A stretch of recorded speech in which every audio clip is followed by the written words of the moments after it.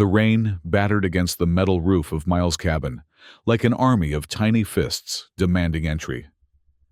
He barely noticed it anymore. After 3 years alone in these woods, the constant percussion of water on metal had become as familiar as his own heartbeat. Miles adjusted the carburetor on his cooking system one last time, before setting his tools down with a satisfied grunt. The repair would hold, at least until the next storm. He glanced out the single window of his cabin. Through the foggy glass, the forest was a blur of dark shapes and shadows. Twin moons cast an ethereal glow through the dense mist, their light diffused and ghostly. Miles had chosen this spot carefully, far enough from the settlement that patrols rarely ventured here, deep enough in the woods that only the most determined would find him, yet close enough to streams and wildlife that he could survive on what nature provided. The cabin itself wasn't much, a simple structure of reinforced polywood with a metal roof, just large enough for a bed, a table with 2 chairs, a cooking area, and storage for his meager possessions. But it was his, and more importantly, it was safe. Or at least, it had been until today. The snap of a branch outside jerked Miles from his thoughts. Something heavy was moving through the underbrush, too heavy to be the local wildlife. He reached for the worn plasma cutter he kept by the door, more a tool than a weapon, but it would serve if needed. Another crack, closer now, then silence, save for the incessant drumming of rain. Miles held his breath, fingers tightening around the handle of the plasma cutter. Years of solitude had sharpened his senses. Something was wrong. The forest creatures had gone quiet. No chirping insects, no calling birds. Just the rain and his own thundering pulse. The cabin door burst open with a bang that made Miles jump. A figure stumbled through the doorway, dripping wet and gasping for breath. The intruder, a woman with pale blue skin, staggered forward, clutching her side. Her clothing, some kind of uniform torn and muddied, was stained with dark patches that Miles immediately recognized as blood. Her eyes, wide and wild, locked onto his for a moment before she collapsed to the floor with a wet thud. I had nowhere else to go," she whispered, her voice barely audible over the rain. Then her eyes rolled back, and she was still. Miles stood frozen, plasma cutter half raised. 3 years without seeing another sentient being. And now this, a blue-skinned woman, injured and unconscious on his floor. He should drag her back outside. Let the forest take her. Let whatever trouble followed her pass him by. Instead, he set down the plasma cutter and knelt beside her. Up close, he could see the cause of her injuries. 2 biotoxin needles embedded in her arm and shoulder, their poison slowly seeping into her system. Patrol weapons, military grade. This woman was either a criminal or a deserter. Neither boded well for Miles if he was caught harboring her. "Damn it," he muttered, shrugging off his jacket and draping it over her shivering form. "Just what I needed today." Miles worked quickly, extracting the needles with a steady hand, cleaning the wounds with antiseptic from his limited medical supplies. The woman remained unconscious, which was probably for the best. The removal of biotoxin needles was excruciating when awake. As he bandaged her shoulder, Miles studied her face. Blue skin marked her as from the outer colonies, Altair or perhaps Deneb. Her features were sharp, defined, with a small scar running along her jawline. Military, he decided, noting the calluses on her hands and the way her muscles remained tense even in unconsciousness.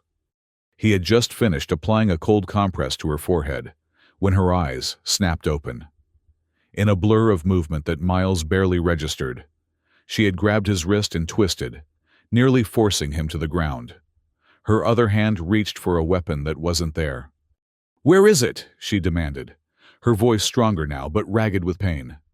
"My knife. Where did you put it?" Miles winced at the pressure on his wrist but didn't struggle. "Easy," he said calmly. "It's on the table." I just took it to treat your wounds. You had biotoxin needles in you. Her grip loosened slightly, but her eyes remained suspicious. Why didn't you call the authorities? Why help me? Miles couldn't help the bitter laugh that escaped him. Look around you, he said, gesturing to the sparse cabin. Do I look like someone who talks to authorities? I'm out here for a reason, same as you. I'd guess. She released him, pushing herself up to a sitting position with obvious effort. Her eyes darted around the cabin, taking in every detail, every potential exit, every possible weapon. I'm Miles, he offered, rubbing his wrist. And you're welcome, by the way, for removing the needles that were slowly killing you. Selira, she replied, after a moment's hesitation. And thank you. I'm not used to. She trailed off, her gaze suddenly fixing on the window. Miles followed her line of sight and saw it too, the faint shimmer of scanner beams sweeping through the mist. Patrol drones. They're looking for me, Selira said unnecessarily, her voice tight. Miles moved to the window, pulling the tattered curtain across it. What did you do? Must have been something impressive to get military-grade hunters after you. Selira's expression hardened. I disobeyed a direct order. I was supposed to eliminate a potential conflict target. Her voice became quieter. It was a child, an innocent. I wouldn't. Miles nodded, understanding dawning. So you're a deserter and a traitor, according to them. According to the law, she corrected, attempting to stand, but failing. Her legs buckling beneath her. Miles caught her before she hit the floor, surprised at how light she was despite her athletic build. Law doesn't mean much out here, Miles muttered, helping her to the bed. Rest. Those toxins need time to work their way out of your system. Selira reluctantly settled onto the bed, her eyes never leaving the covered window. They won't stop looking. The drones have advanced tracking systems. They'll find me. And when they do, they'll find us, Miles corrected grimly. And I rather like my solitude uninterrupted by military executions. He moved to a trunk near his cooking area and began rummaging through it. But I might have something that could help. He pulled out what looked like the mangled remains of a patrol drone, its casing cracked, its wings bent. Found this after the last big storm. Been tinkering with it, trying to salvage parts. Selira's eyes widened with interest. The signal relay might still be intact. If we could reverse the frequency, we could create a jamming field, Miles finished, a small smile tugging at his lips despite the gravity of the situation. Make us invisible to their scanners. For the first time, a flicker of hope crossed Selira's face. I know drone systems.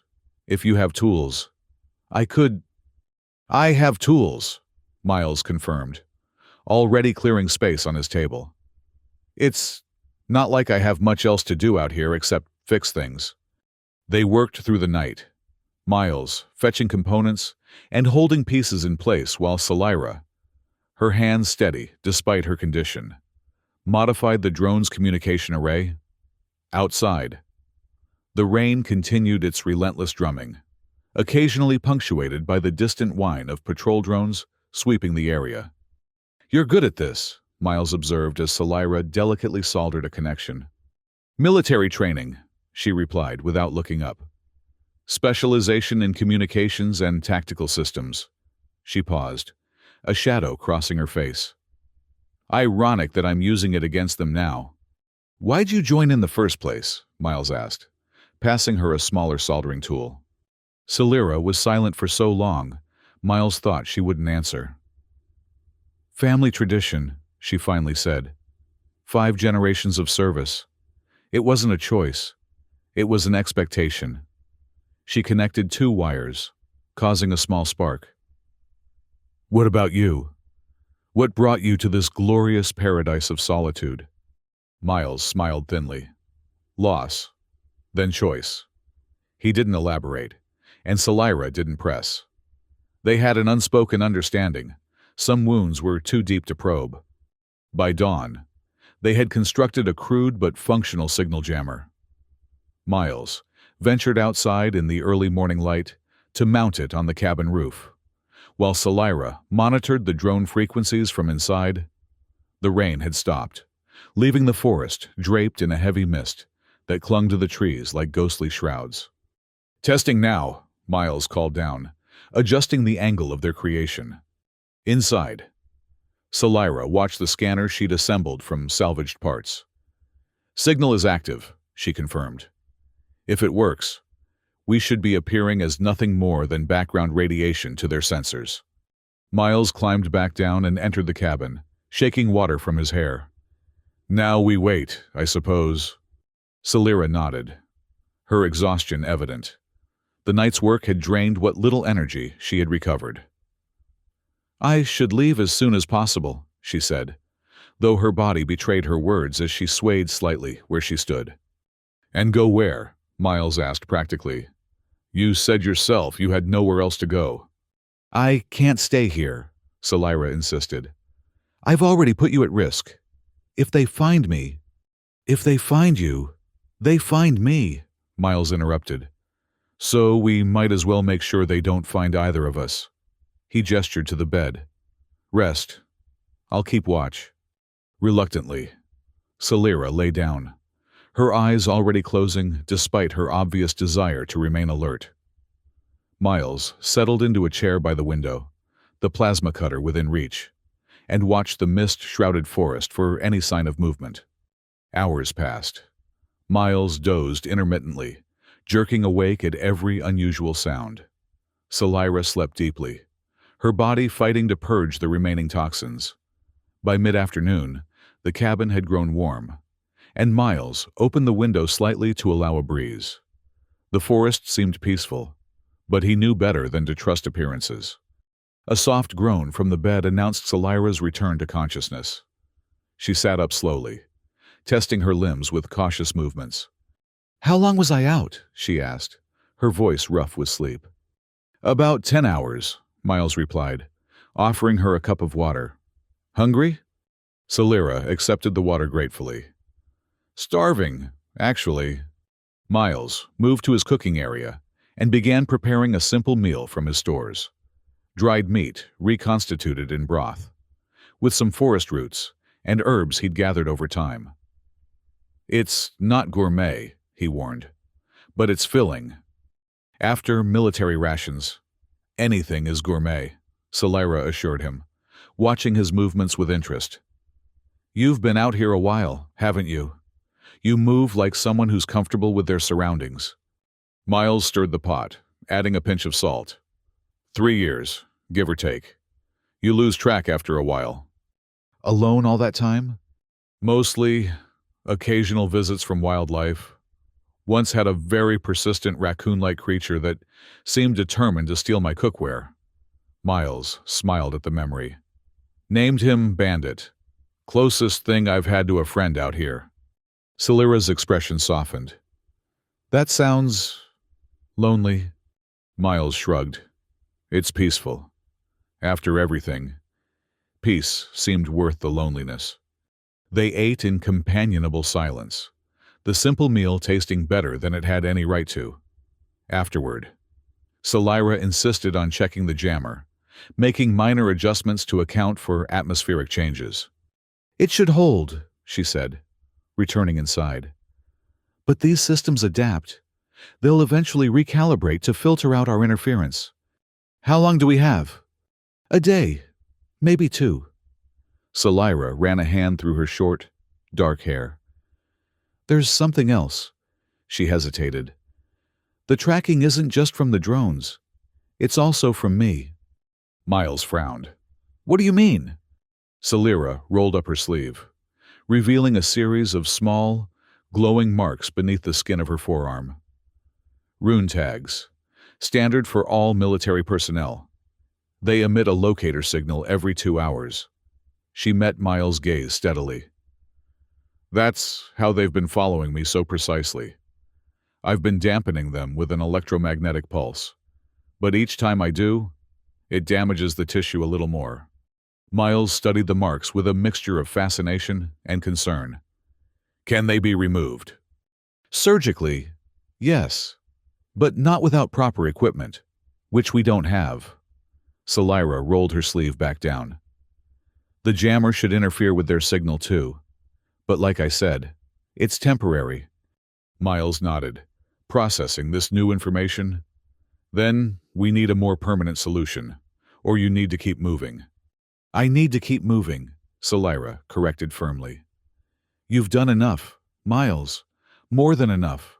When night falls, I'll go. And then what? Miles challenged.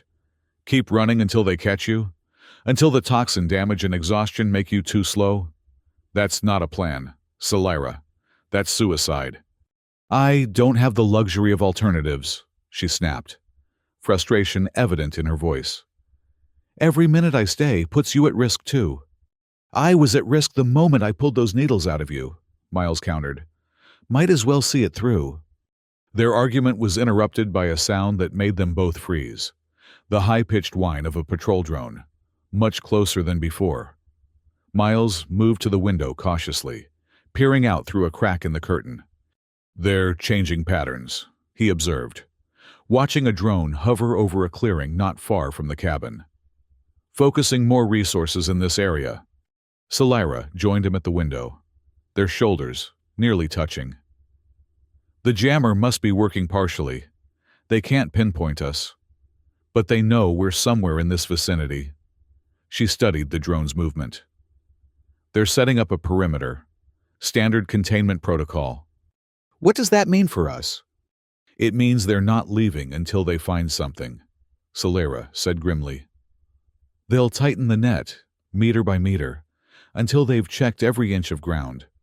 Miles considered their options. The cabin has a cellar, small, but it might be enough to hide in if they do a thermal scan. Salira shook her head. Modern drones can detect variations in ground density. A cellar would stand out like a beacon. She turned to face Miles directly. I need to draw them away. If I can get far enough from here before they pick up my signal again. No, Miles interrupted firmly. We're not splitting up. 2 minds are better than 1, remember? He gestured to their improvised jammer. We built that together. We'll figure this out together. The intensity in his voice seemed to surprise Salira. She studied his face for a long moment before nodding slowly. All right. Together then. But we need a better plan than hiding. Miles smiled, a hint of mischief in his eyes. Who said anything about hiding? I've been salvaging parts from the forest for years. I think it's time to put them to good use. They spent the rest of the day gathering materials from Miles's various storage containers, salvaged electronics, drone parts, communication devices from crashed ships, even components from Miles's own tools that he could spare. By evening, they had assembled an array of crude but potentially effective countermeasures.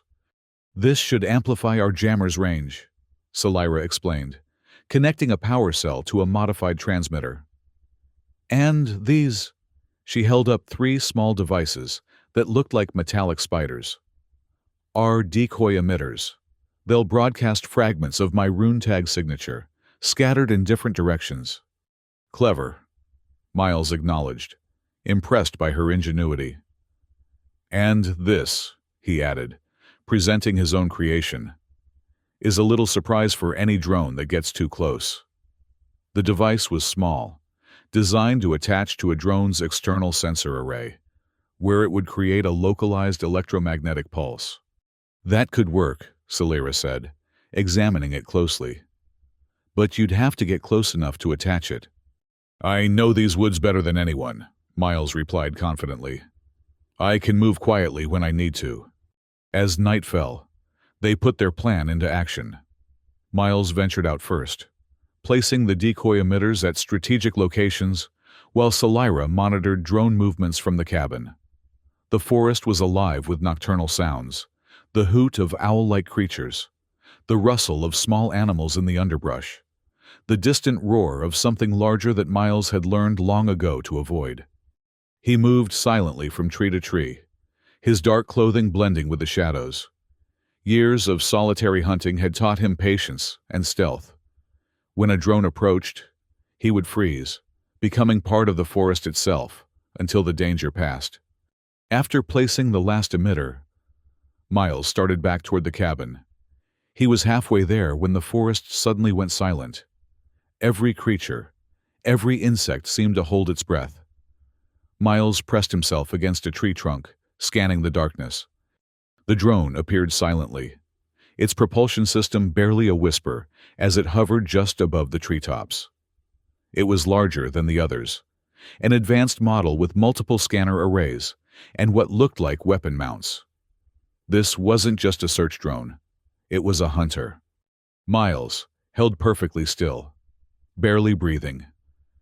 As the drone's scanners swept the area, its sensor beam passed over him once, twice. But the jammer seemed to be working. It didn't pause or alert. Just as Miles was about to breathe a sigh of relief, the drone abruptly changed direction, heading straight for the cabin. Miles moved without thinking, abandoning stealth for speed. He raced through the underbrush, branches whipping at his face, roots threatening to trip him at every step. He had to reach the cabin before the drone, had to warn Salira. He burst into the clearing, just as the drone descended toward the cabin roof.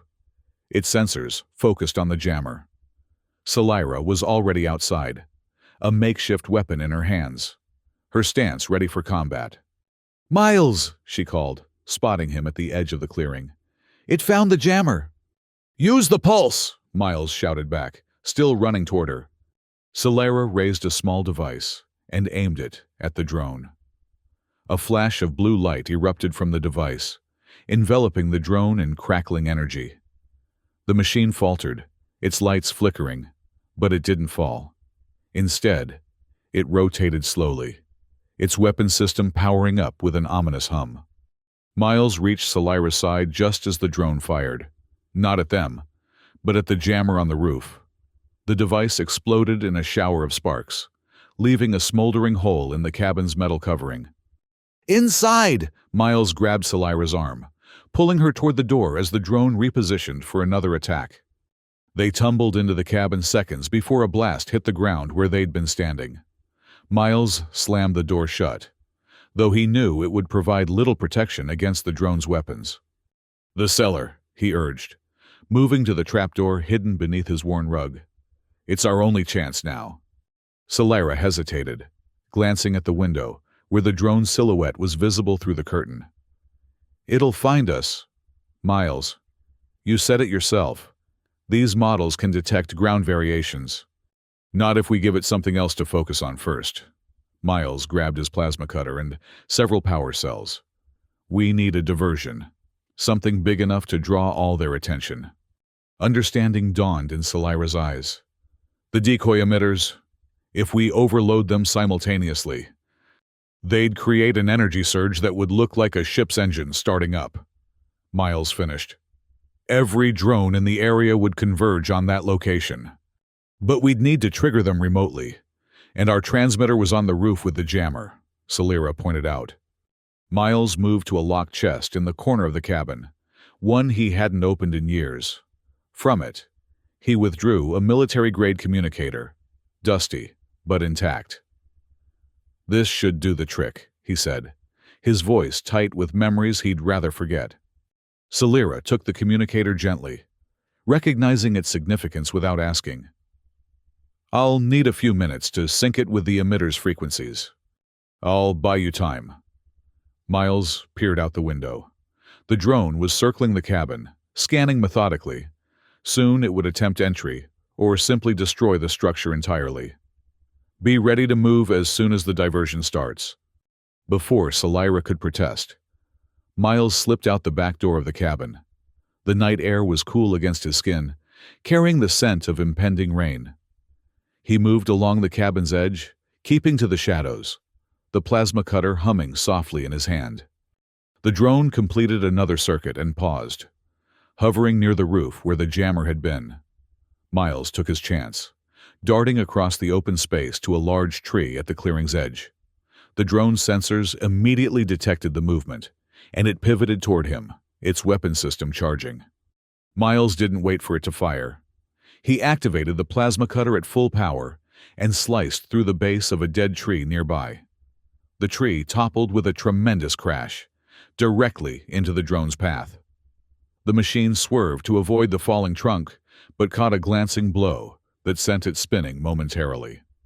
Those few seconds were all Miles needed. He dashed to another position, drawing the drone away from the cabin. A blast scorched the ground near his feet, close enough that he felt the heat through his boots. Another narrowly missed his shoulder as he ducked behind a boulder. The cat-and-mouse game continued for precious minutes, with Miles staying just ahead of the drone's targeting systems. He led it deeper into the forest, away from Salira and the cabin, using the terrain to his advantage. Just when he was beginning to tire, his lungs burning with exertion, a familiar voice called from nearby. "Miles, get down!" He dropped to the ground instantly as Salira emerged from the trees, the communicator in one hand, a crude explosive device in the other. She hurled the explosive toward the drone and pressed a sequence on the communicator simultaneously. The forest erupted in chaos. The explosive detonated near the drone, not damaging it, but disorienting its sensors in a cloud of smoke and debris. At the same moment, the 3 decoy emitters activated at full power, creating an energy signature that lit up the night like miniature suns. The drone hesitated, its programming conflicted by multiple high-priority targets. After a moment's calculation, it abandoned its pursuit of Miles and Salira, racing toward the nearest decoy emitter, where the energy signature suggested a much larger prize. "Now!" Salira grabbed Miles's hand, pulling him to his feet. "Back to the cabin. We need to grab supplies and go before they realize it's a trick." They ran through the forest, following a circuitous route to avoid the drone's likely return path. The night was alive with the sounds of machinery now, multiple drones converging on the decoy signals, their engines creating a distant, angry buzz. The cabin appeared undamaged, save for the hole in the roof. They burst inside, grabbing only essentials: food, water, medical supplies, tools. "Where can we go?" Salira asked, stuffing items into a worn backpack. "They'll expand the search area once they realize the decoys aren't their target." Miles considered their options. "There's a network of caves about 5 kilometers east, underground. The mineral deposits should naturally mask your rune tags." 5 kilometers through drone-infested forest, Salira muttered, checking the charge on a small energy weapon she'd assembled from parts. No problem at all. Despite the gravity of their situation, Miles found himself smiling. "When did you develop a sense of humor?" "Around the same time you developed a death wish," she shot back, but there was no malice in her tone. "Ready?" Miles took one last look around the cabin, his home for 3 years, the sanctuary he'd built from nothing. "Ready," he confirmed, surprising himself with how easily he could leave it behind. They slipped out into the night, staying low and moving quickly. The forest was eerily quiet now, the local wildlife frightened into silence by the drone activity. Overhead, through gaps in the canopy, they could see more patrol ships arriving, their searchlights cutting through the darkness like accusing fingers. Their progress was slow, but steady. Miles led the way, choosing paths that offered the most cover, while Salira kept watch for drones. Twice they had to hide as patrols passed overhead, pressing themselves into hollow logs or dense underbrush until the danger moved on. They were halfway to the caves when the rain started again, a light drizzle at first. Then, a steady downpour that soaked them to the skin, but also provided additional cover from thermal scanners. "Small mercies," Salira murmured, pushing wet hair from her eyes. Miles nodded, too focused on their path to respond further. The terrain was becoming steeper, more challenging as they approached the foothills where the caves were located. Loose rocks made footing treacherous, and more than once they had to catch each other to prevent falls. During one such moment, as Miles steadied Salira after she slipped on wet stone, their eyes met and held. Something unspoken passed between them, an acknowledgement of their shared peril, perhaps, or something deeper neither was ready to name. The moment was shattered by a drone searchlight sweeping across the trees just ahead. They dropped to the ground instantly, hardly daring to breathe as the light passed within meters of their position. "They're expanding the search pattern," Salira whispered, once the drone had moved on. "We're running out of time." Miles pointed to a ridge ahead. "The cave entrance is just beyond that rise.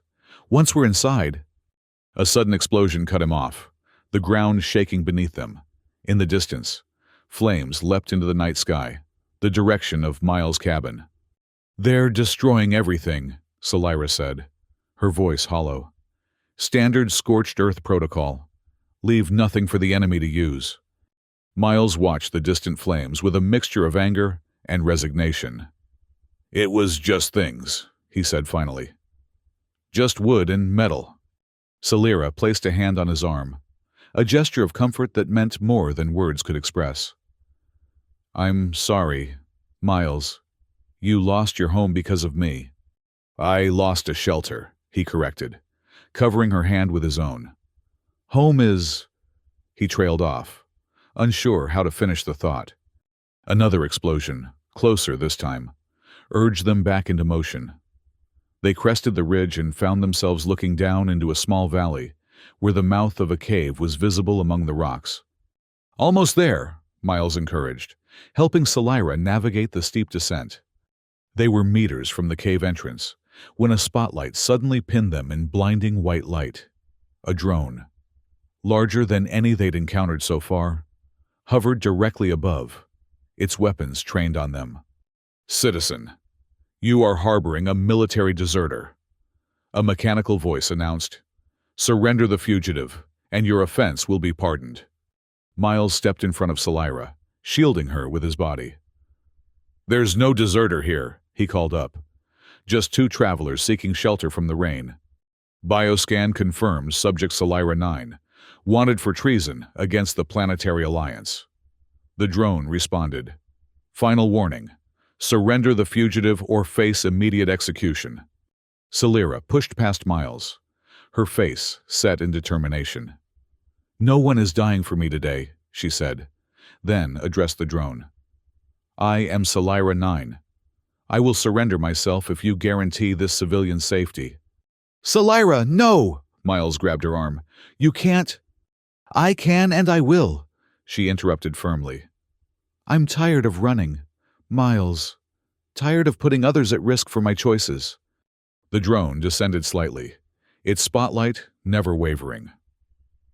"Approach for custody. Subject Salira 9. The civilian will be processed separately." Salira turned to Miles, her expression softer than he'd yet seen it. "Thank you," she said simply. "For everything." She began to step forward, but Miles held fast to her arm. "We didn't come this far to give up," he said, his voice low and urgent. "The cave is right there. If we can just reach it." "Then what?" Salira demanded.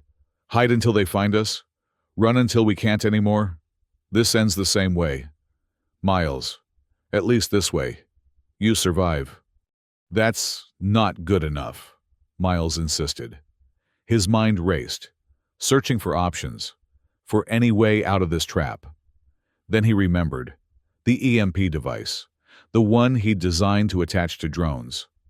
It was still in his pocket, untested, but potentially powerful enough to disable even this larger model. "Do you trust me?" he asked Salira, his hand sliding toward his pocket. She studied his face, reading his intent in his eyes. "What are you planning?" "Something stupid," he admitted. "But it might work. When I move, run for the cave. Don't look back. Don't hesitate. Just run." "Final warning," the drone announced. "Approach for custody or face immediate termination." "Miles," Salira began, but he was already moving. With a swift motion, Miles pulled the EMP device from his pocket and activated it. Instead of throwing it, however, he held it high above his head. "Looking for this?" he shouted at the drone. Advanced Alliance tech. Quite valuable, I'd imagine. The drone's sensors immediately focused on the device, recognizing its military origin.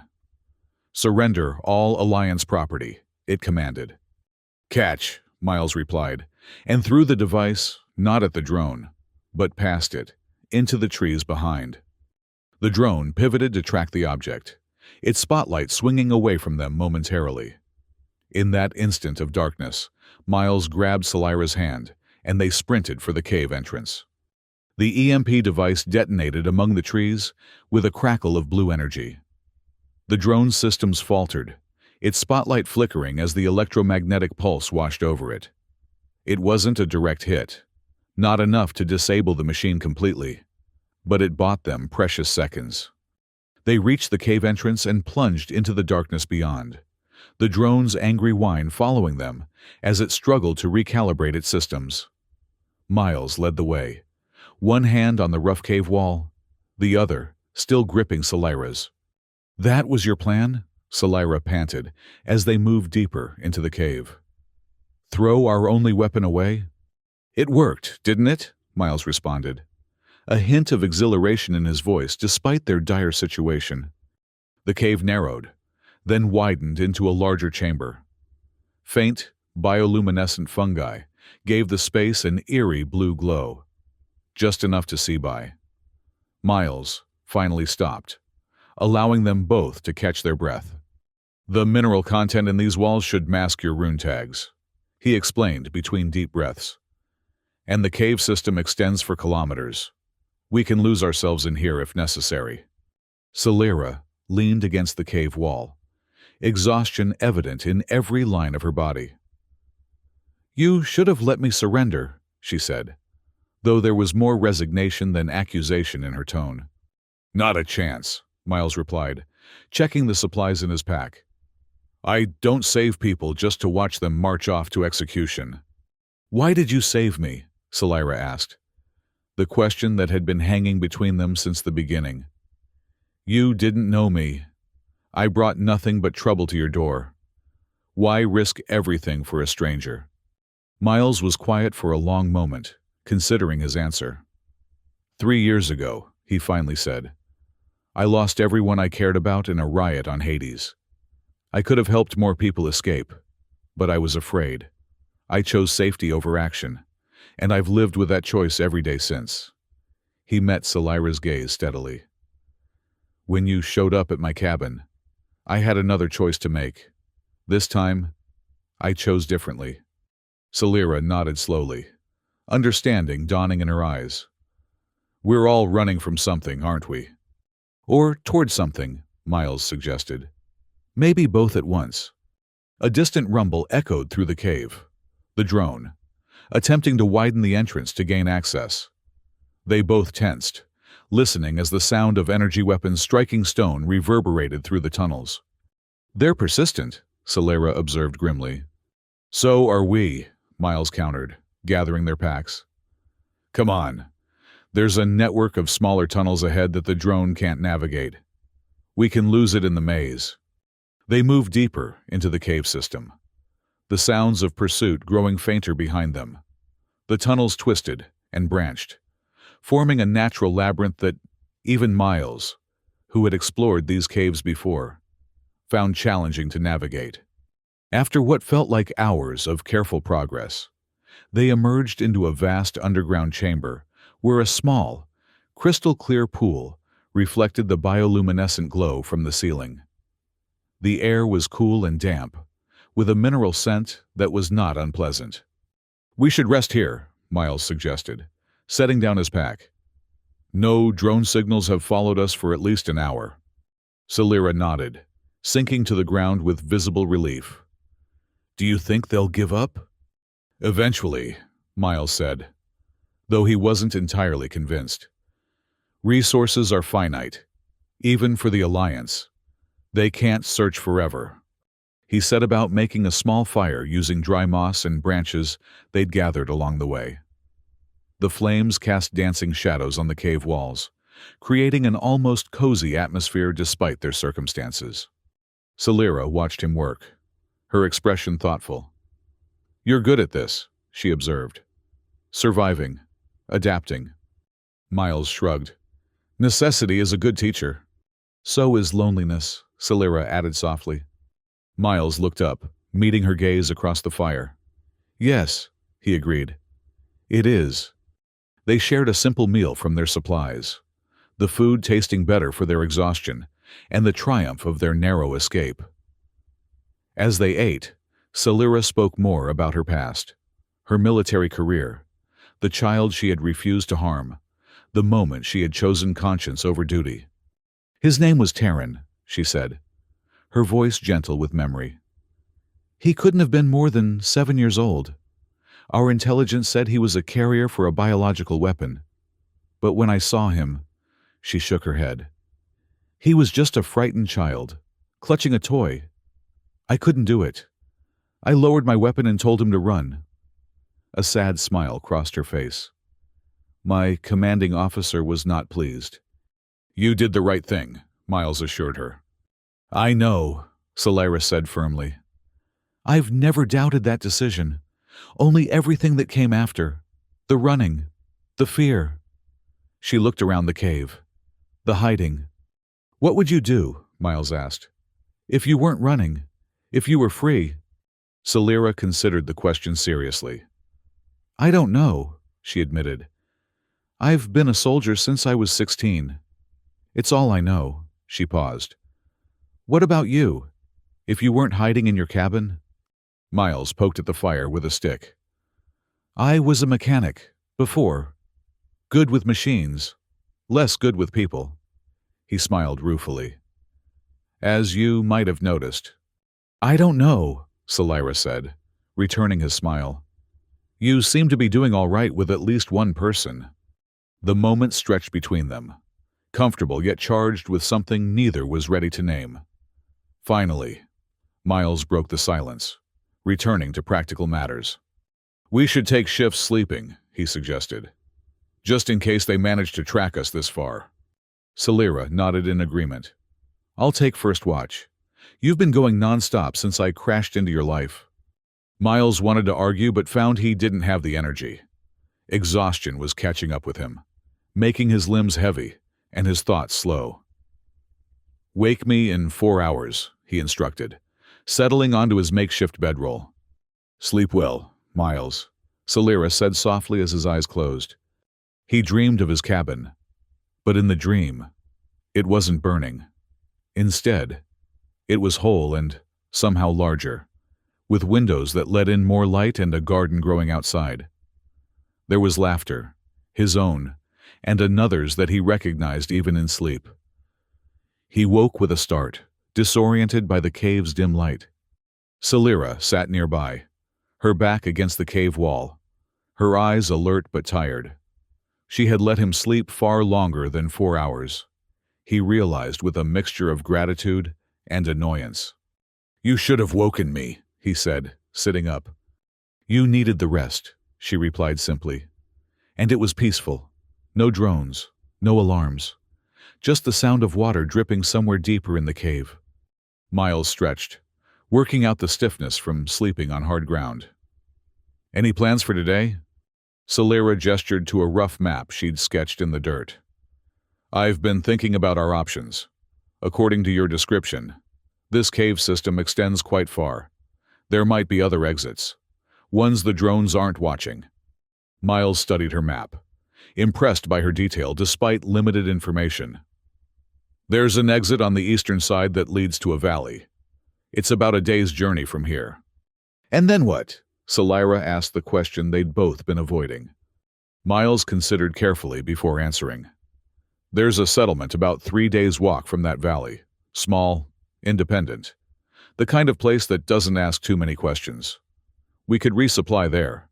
Maybe find transportation off-planet if that's what you want. Is that what you want? Celera's question was direct, her eyes searching his. Miles hadn't allowed himself to consider what he wanted beyond immediate survival. Now, forced to confront the question, he found his answer came easily. I want to not be alone anymore, he said simply. Beyond that, I'm open to suggestions. A smile spread across Salira's face, transforming her features from merely beautiful to radiant. I might have a few. They packed their meager supplies and set off through the tunnel system, following Miles' memory and Salira's intuition. The journey was challenging. Narrow passages that required crawling, steep climbs over fallen rock, and one heart-stopping moment when a section of tunnel collapsed behind them, nearly trapping them in dust and debris. Through it all, they worked together seamlessly, as if they'd been partners for years rather than days. Miles found himself marveling at how quickly Salira had become essential to him. Her strength, her resilience, her unexpected moments of humor in the face of danger. By nightfall, they had reached a chamber near the eastern exit. A small waterfall trickled down one wall, providing fresh water and creating a peaceful ambient sound. They made camp, their routine now established without need for discussion. As they sat beside another small fire, sharing the last of their ration bars, Salira suddenly looked up, her expression serious. "What if they never stop looking for me?" she asked. "The Alliance doesn't forgive deserters, especially not ones who've defied direct orders." Miles considered this. "Then we keep moving. Find somewhere they won't think to look. There are outer colonies, independent settlements, places even the Alliance doesn't control." Salira raised an eyebrow. "You'd leave everything behind? For someone you barely know?" "What exactly am I leaving behind?" Miles countered. "A burned cabin? Solitude?" He shook his head. "Besides, I think I know you better than most people I've spent years with. Crisis has a way of stripping away pretense." Salira was quiet for a long moment, staring into the fire. "I'm not sure I remember how to live a normal life," she confessed. "To not be a soldier, to not be running, to just be." "We'll figure it out together," Miles promised. "One day at a time." They slept side by side that night, the small fire burning down to embers between them. Miles woke once to find Salira's hand had sought his in sleep, their fingers intertwined as if seeking reassurance, even in unconsciousness. He didn't pull away. Morning brought a renewed sense of purpose. The eastern exit was close, and with it, the possibility of a new beginning. They moved efficiently, gathering their supplies and erasing all signs of their presence before continuing through the tunnels. The exit, when they reached it, was smaller than Miles remembered, a narrow opening half hidden by vegetation, just large enough for a person to squeeze through. Beyond, they could see sunlight filtering through trees, the promise of open air after days underground. Miles went first, checking for any sign of drones or patrols. The valley stretched before him, lush and green, with a small stream winding through its center. Mountains rose on either side, their peaks shrouded in mist. It was beautiful, peaceful, and exposed. He signaled for Salira to join him, helping her through the narrow opening. She blinked in the sunlight, her eyes adjusting after so long in the dim cave. "It's clear for now," Miles said, scanning the sky. "But we should move quickly. Stay under tree cover as much as possible." Salira nodded, but didn't immediately move. Instead, she stood breathing the fresh air, her face tilted toward the sun. "I'd forgotten what it feels like," she murmured, "to not be afraid, even for a moment." Miles watched her, struck by how different she looked in daylight, stronger, more vibrant, her blue skin almost luminescent in the sun. The soldier he'd first met was still there in her alert posture and watchful eyes. But there was something else now, too, a tentative hope. "Come on," he said gently. "Let's find that settlement." They traveled through the day, keeping to the tree line and moving with purpose. The valley gave way to rolling hills, the landscape gradually changing from dense forest to scattered groves and meadows. By sunset, they had covered impressive ground, though the settlement was still at least 2 days away. They made camp in a small hollow, sheltered by trees on three sides. Without the protection of the cave walls, they were more cautious. No fire, minimal movement, voices kept low. But there had been no sign of pursuit, no drones darkening the sky. For the first time, Miles allowed himself to believe they might have escaped. "Your rune tags," he said as they shared a cold meal. "Have they activated since we left the cave?" Selira checked her arm, the glowing marks visible beneath her skin. "They're trying to, but something's interfering with the signal." She looked thoughtful. "It might be the cave minerals still in our system, or maybe the EMP damaged them more than I thought. Either way, it's good news," Miles observed. "If they can't track you specifically, they'd have to search this entire region. That would take resources they might not be willing to commit." "Don't underestimate Alliance determination," Selira warned. "But yes, it's promising." They slept in shifts again that night. Though the watches were more relaxed, the threat feeling more distant with each passing hour. When morning came, they continued their journey with renewed energy. The second day brought them to the edge of a vast meadow that they would need to cross to reach the settlement beyond. It was the most exposed they'd been since leaving the cave, with no cover for at least a kilometer in any direction. "We should wait until dark," Selira suggested, studying the open space with professional assessment. Miles agreed, though the delay chafed at him. They found a suitable hiding spot and settled in to wait, passing the time with quiet conversation. "Tell me about before," Selira requested. "Before the riots on Hades. Who were you then?"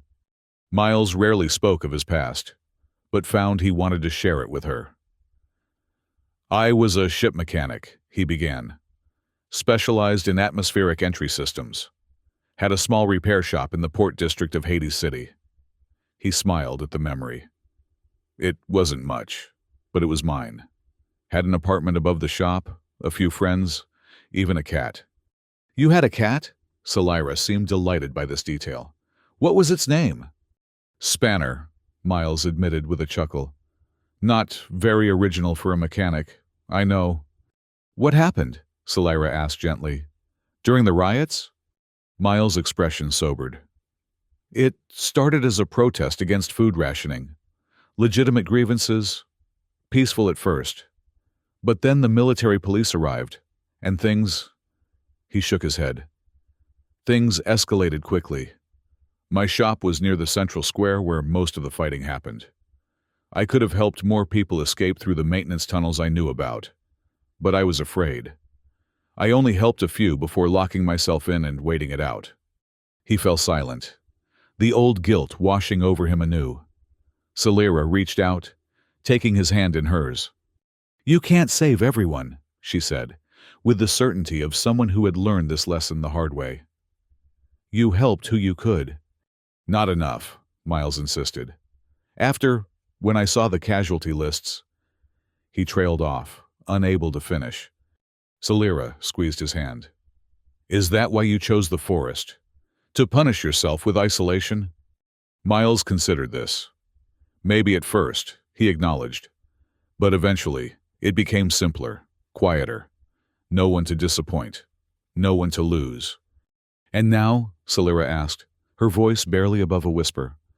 Miles met her gaze directly. "Now I'm terrified of going back to that emptiness," he admitted. "Of losing this. Whatever this is. That we've found." Something shifted in Selira's expression. A softening. A decision made. She leaned forward slowly, giving him time to pull away if he wanted. He didn't. Their lips met in a gentle kiss that deepened as Miles drew her closer, his hand coming up to cup her face. When they finally separated, both slightly breathless, Selira smiled. "I'm not going anywhere," she promised. "Not without you." The sun set, casting long shadows across the meadow. In the fading light, they prepared to make their crossing, checking their meager supplies and plotting the most direct route. "Ready?" Miles asked, as darkness fell completely, the night sky ablaze with unfamiliar stars. "Ready," Solera confirmed, and they stepped out into the open meadow together. They were halfway across when they heard it, the unmistakable whine of a drone engine, distant but approaching. They froze, scanning the star-filled sky for any sign of the machine. There! Solera pointed to a moving light, barely visible against the stars. Patrol drone, standard sweep pattern. Can it see us? Miles asked, already calculating their chances of reaching the tree line before being spotted. Solera assessed the drone's altitude and trajectory. Not yet, it's still too far, and we're low to the ground. But if it changes course... They didn't wait to find out. Moving as one, they raced toward the distant trees, keeping low in the tall grass. The drone continued its sweep, apparently following a predetermined path rather than responding to specific targets. They reached the forest edge just as the drone changed direction, its searchlight sweeping across the meadow where they had been moments before, pressed against a tree trunk, breathing hard from their sprint. They watched as the light methodically crossed the open space before the drone moved on, continuing its patrol elsewhere. That was close, Miles whispered, relief evident in his voice. Too close, Solera agreed. They haven't given up the search entirely. They moved deeper into the forest, more cautious now, aware that safety was still not assured. The settlement was close, perhaps half a day's journey, but reaching it suddenly seemed more challenging than before. They traveled through the night, using the stars for navigation. The forest grew denser, the terrain more difficult, but they pressed on, driven by the knowledge that the settlement represented their best chance at a new beginning. Dawn found them exhausted, but determined. The first signs of the settlement visible in the distance, smoke from cooking fires, the outline of simple buildings. They paused at the edge of a small clearing to rest and plan their approach. We should observe first, Solera suggested, her military training evident.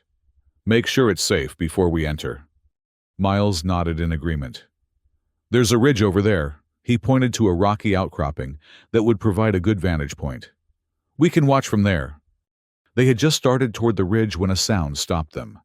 The crack of a branch breaking underfoot, too heavy to be an animal. They turned simultaneously to find themselves facing not drones, but people, 3 settlers with primitive but effective-looking weapons trained on them.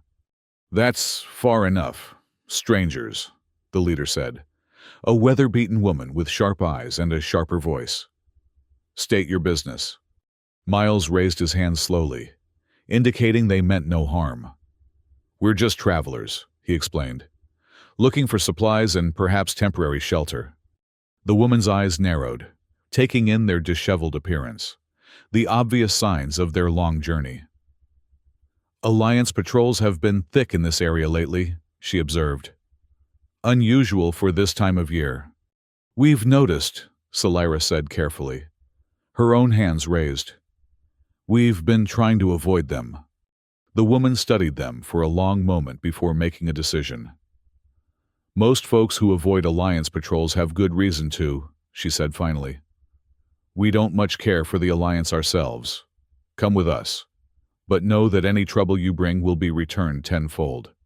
It wasn't exactly a warm welcome, but it was better than outright rejection. They followed the settlers into the small community, a collection of sturdy buildings, surrounded by cultivated fields and protective walls. The settlement was larger than it had appeared from a distance, with perhaps 50 structures and twice as many people visible going about their daily tasks. The settlers led them to a central building, where a council of elders listened to their edited story, travelers whose transport had failed, forcing them to make their way on foot. No mention was made of drones, desertion, or the Alliance's specific interest in Solera. The elders seemed skeptical, but not hostile, and ultimately granted them temporary shelter in exchange for work. We can always use skilled hands, the head elder explained, especially those with mechanical knowledge. They were assigned a small cabin on the settlement's edge, one room with basic furnishings. But after days in caves and forests, it seemed luxurious. There was a real bed, a table and chairs, even a primitive cooking area. Most importantly, There was a door that closed, providing privacy and a sense of security they hadn't felt since Miles' cabin. "It's not much," Miles said as they explored their temporary home, "but it's better than sleeping on cave floors." Selira ran her hand along the rough-hewn table, a smile playing at her lips. "It's perfect," she declared. "Our first home together that isn't on fire or full of drones." Miles laughed, surprised by how natural it felt after days of tension and danger. "Low bar, but I'll take it." They spent the next days integrating into the settlement's routine. Miles' mechanical skills were immediately valuable, while Selira's military training translated well to the settlement's defense needs. They worked hard, kept to themselves, and gradually earned the community's cautious acceptance. A week passed without any sign of Alliance presence. Then two. By the third week, Miles began to believe they might truly be safe, that they had found not just temporary shelter, but a potential permanent home. The thought both excited and terrified him. One evening, as they sat outside their cabin watching the sunset, he voiced his fears. "What if this isn't enough for you?" he asked. "A small settlement on a backwater planet, far from everything you've known?" Selira considered the question seriously. "I spent my life following orders, fighting other people's battles, believing in a cause that ultimately betrayed its own principles." She turned to face him directly. "This is the first time I've chosen my own path. Miles, the first time I've been free to decide what matters to me." She took his hand, her fingers intertwining with his. "And what matters to me is this. Us. The life we're building together." Miles felt something tight in his chest finally loosen, a fear he'd been carrying since they'd first kissed in the meadow. "I love you," he said simply, the words feeling both monumental and entirely natural. "I didn't expect to ever say that to anyone again, but I do." Selira's smile was radiant in the fading light. "I love you too," she replied. "Enough to run across open meadows and hide in damp caves and build a life in a settlement at the edge of nowhere." They sealed the declaration with a kiss that held the promise of all the days to come, days of work and rest, of building and growing, of the simple joy of being together without fear or pursuit. That night, as Selira slept peacefully beside him, Miles lay awake thinking of all the twists of fate that had brought them together. If she hadn't crashed into his cabin that rainy evening, if he hadn't chosen to help her, if they hadn't escaped the drones, if... Life was a series of choices, he realized. Sometimes terrible ones, sometimes wonderful ones, but always choices. 3 years ago, he had chosen isolation as protection against further loss. Now, he was choosing connection despite all its risks and uncertainties. As dawn broke, painting the small cabin in soft golden light, Selira stirred beside him. She opened her eyes slowly, smiling when she found him watching her.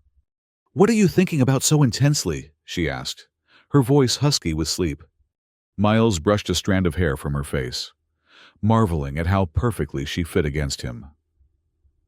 "I was thinking about what you said that first night," he replied. "That you had nowhere else to go." Selira nodded, remembering. "I was desperate, exhausted. Didn't know if you'd help me or turn me in." "And now?" Miles asked. "Do you have somewhere to go now?" Selira's smile deepened as she understood his meaning.